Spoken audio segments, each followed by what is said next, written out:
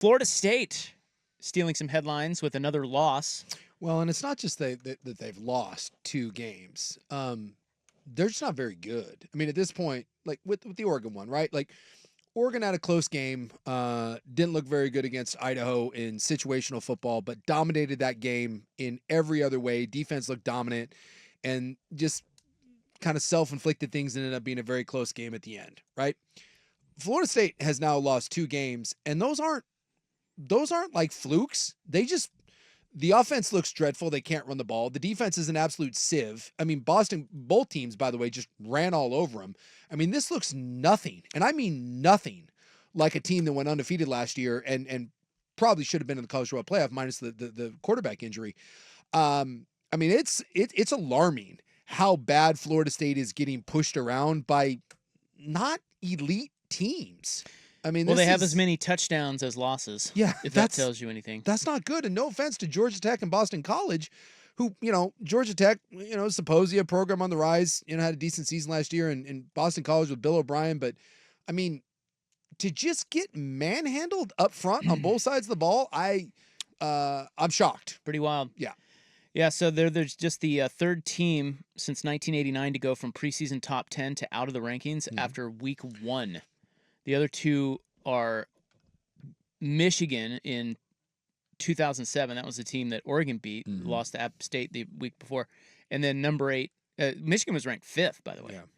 And then Clemson in the very next year, 2008, they were ranked 8th and dropped out. Florida State is also just the second team ever to go undefeated and follow it up by starting 0-2 the next season. Yeah. And they are the first team in 45 years to lose their first 2 games as double-digit favorites in both. I mean, and this just doesn't, like you said, it just doesn't happen. And I know the ACC is soft right now, but I mean, because when you lose the first game, you tell yourself, hey, it's 1 loss and everything we want is right in front of us. You win the conference, you still get an automatic bid, but not only have you lost 2 games in a row, but you've lost 2 conference games. I mean, you're behind the 8 ball here.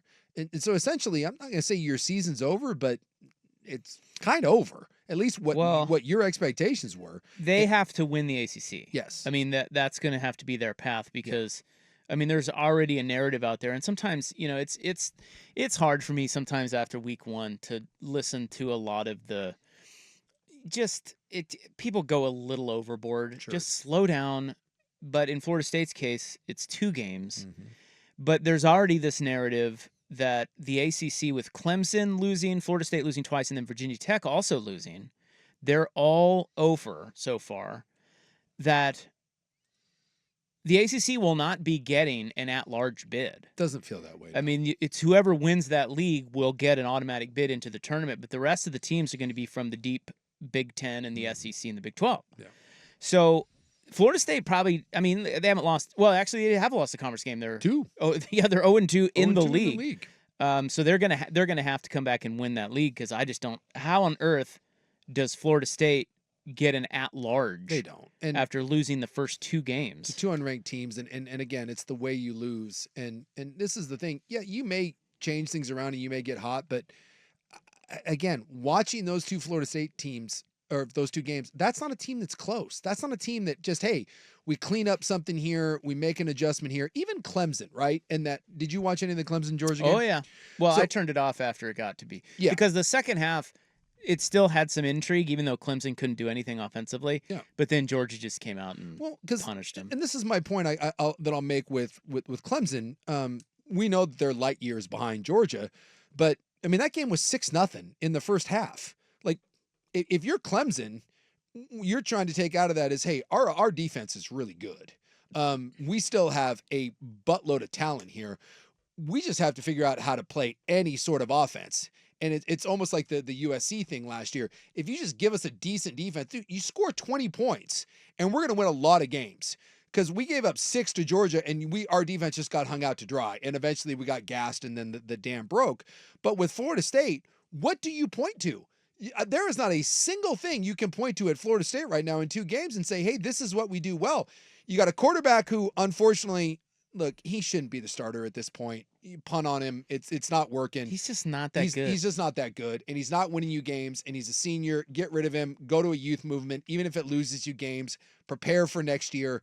And up front, you are bad. You are a bad offensive line and you are a bad defensive line, and that does not win you games. So Florida State, I hate writing off teams. I don't do it after 1 week. It's even hard to do it after 2.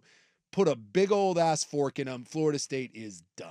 Well, a couple of other things. I actually think it's great that Florida State is losing because if you asked me, and this is an impossible question to answer with facts, it's just someone's opinion based on their experience.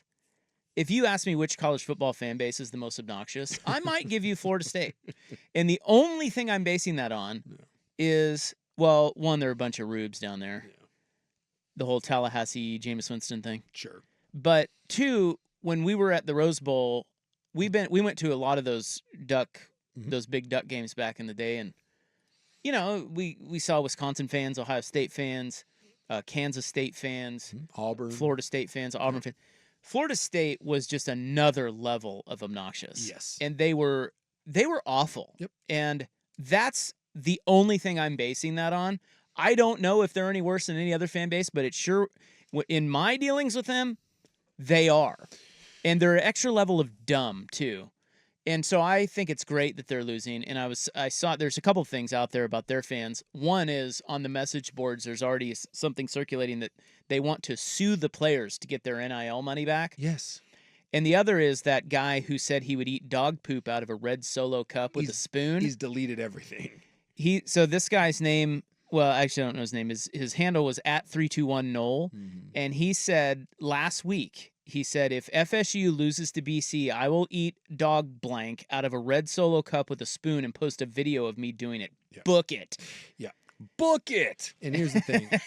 He volunteered. That was last Tuesday. Wasn't even losing a bet. He volunteered. They lost, and today his account has been deleted. And he's been called out by Scott Van Pelt on SportsCenter and all over the place. Here's the thing.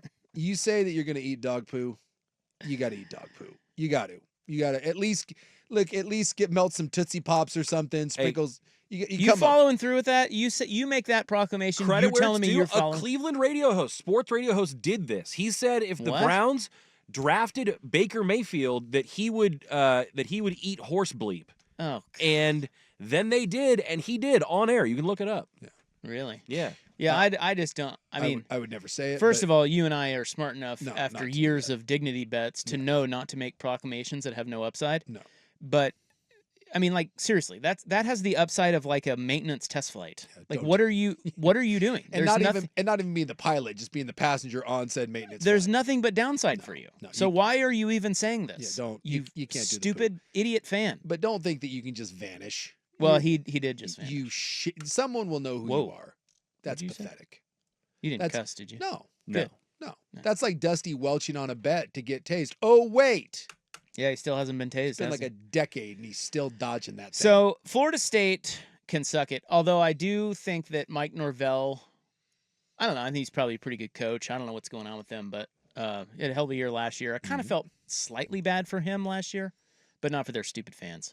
Well, I can't stand them. It's coming back to roost for all that bitching and moaning last year, and then you get blown out in the bowl game. You're like, well, none of our players showed up. Well, none of your players showed up at the start of this season too, because you've been blasted now twice. It's by far the most disappointing team in the country, and then I find it hilarious because the second most disappointing team in the country is Clemson, and I really dislike Dabo, so I find that hilarious. But Clemson, I'm not willing to write off because the ACC is pretty soft, and their defense is good, and there's talent.